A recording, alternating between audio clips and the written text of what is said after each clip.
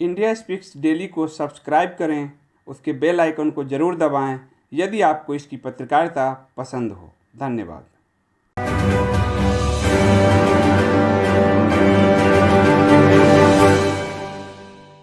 Welcome to India Speaks Daily. I am Narayankar.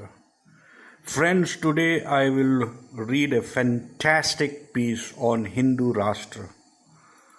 I urge every Sanatani to listen to this very carefully and spread the information to as many people as possible. I would not like to reveal the author's name, but would do so at the end. I want to keep you all guessing. So let's hear what is he writing. He writes, it is alleged that Narendra Modi and the BJP want to make India a Hindu state. If that is so, I question what is wrong about India being a Hindu Rashtra.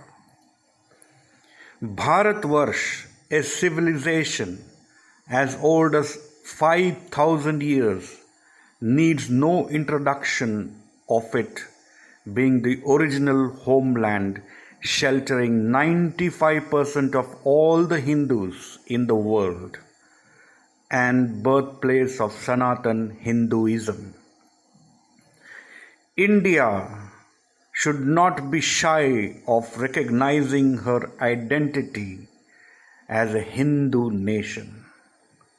Hinduism is the third largest religion in the world after Christianity and Islam, but it is not demographically as widely spread on the world's map as the first two.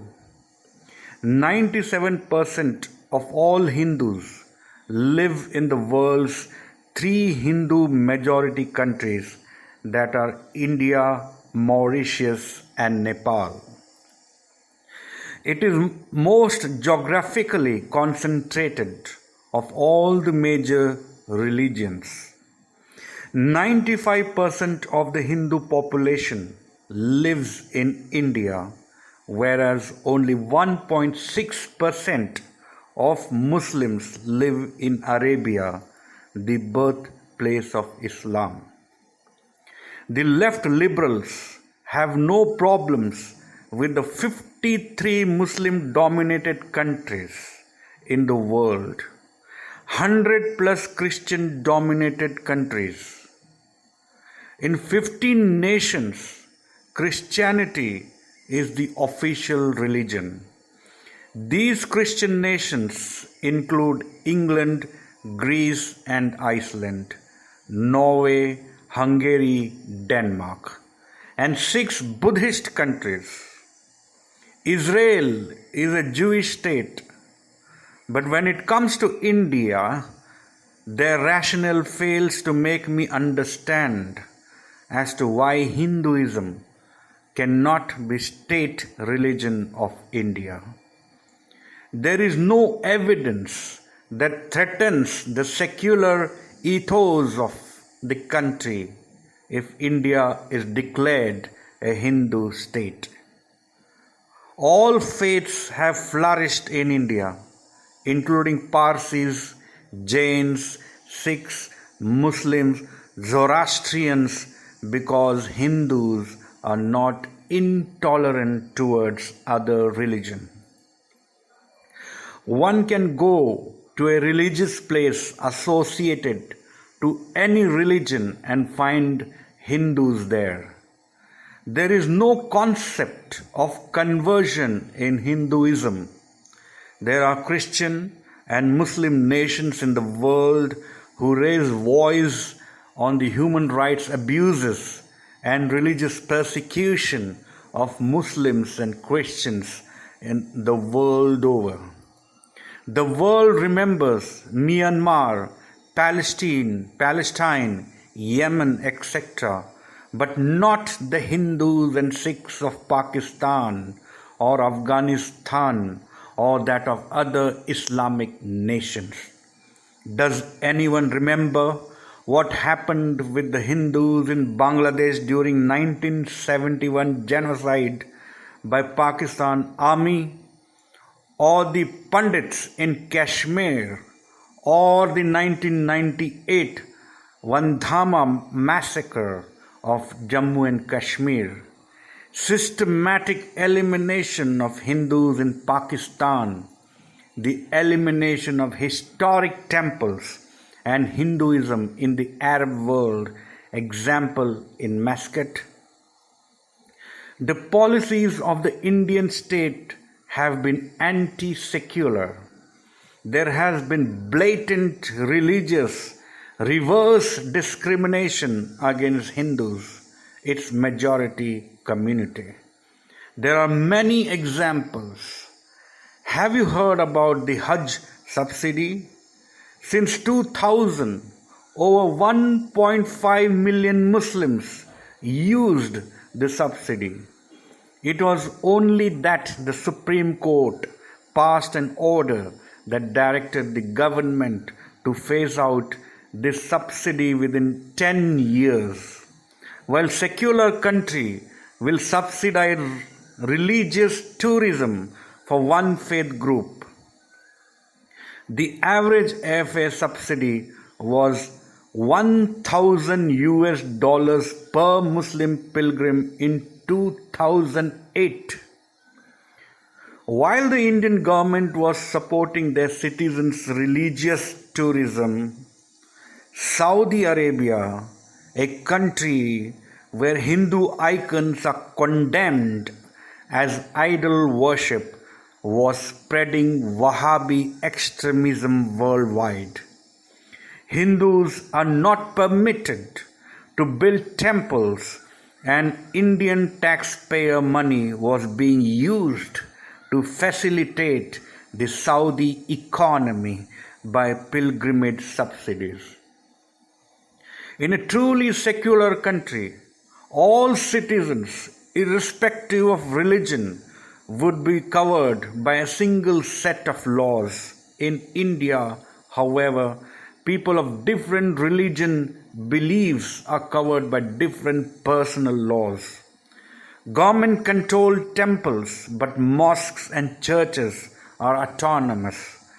There were subsidies for Hajj, but not for Amarnath Yatra or Kumbh Mela.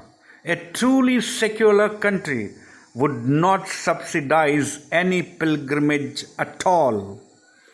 Hindus have always welcomed and protected minorities. Let's have a look at its history of tolerance. The Hindu community of India welcomed Parsis when they persecuted the world over. They have flourished here for over 1,000 years. The Jewish tribes found refuge in Bharat nearly 2,000 years ago, and same goes for Syrian Christians 1,800 years ago. The Jains, Buddhists, being religions derivatives of the Hinduism, have coexisted for 2,500 years, and Sikhs for 400 years. It's time to look back at facts, to feel proud to be a Hindu, not shy anymore. Even today, India is secular, not due to a constitutional amendment of 1976 and lawyers and lawmakers, but because the majority of the people of India are Hindus. It is the very nature of this religion that ensures secularism, not a piece of paper that came into account after thousands of years of tolerant practice. India should openly declare itself as a Hindu nation. India should interfere to protect the interests of all the aforementioned people, because no other country is doing it. Declaring Hindu nation will open new door of safeguarding the majority against forced conversion and minority appeasement. India will remain a progressive country only till it remains a secular country, and it will remain a secular country only if Hindu domination persists in its demographics. Secularism and Hinduism are two sides of one coin. You toss it, in either ways you win. If India becomes a Hindu Rashtra, that would be the best thing to happen. There would become a uniform civil code with no allowances for anyone. Rule of law has always been one of the main reasons for growth in any country. Germany, Japan, USA are all based on rule of law. Conversions will be banned. Proselytizing, which is the root cause of religious friction, will stop. No tabligis anymore. Once conversions are stopped, each person can follow whatever religion he chooses or choose to be atheist. Show me another religion that recognizes non-practitioners of the faith with such regards. Secularism and religious tolerance is the ethos of the inhabitants of this region, much before the Muslim invaders ransacked this land. Muslim invasions into the Indian subcontinent started around 1000 AD and they lasted for several centuries till 1739. Destruction of about 100 million Hindus is perhaps the biggest Holocaust in the whole world history. Hindus did not take any revenge from the offsprings of these invaders. It is not Hinduism, but the implementation of pseudo-secularism which is causing interfaith friction between the Hindu majority and the Muslims. In a Hindu Rashtra, the religious freedom of the non-Hindus will not be clipped. Hindus must take pride in the history of the land they belong to. They must resort to facts to sort out frictions. They shying away from reality will result into disaster of a land that has its sheer ethos and rich culture of tolerance deeply etched in its soil. India has been foolish enough to give away precious slices to fulfill the demands of Muslim nations. India has been tolerant enough to practice appeasement in the name of secularism. It is now Hindus must unite proclaiming the peace they inherit in them. A Hindu Rashtra that values secularism through its very nature of practice, devoid of any preamble, will be a citing example for the world. The time is now. So friends, I believe you must have liked this article very much.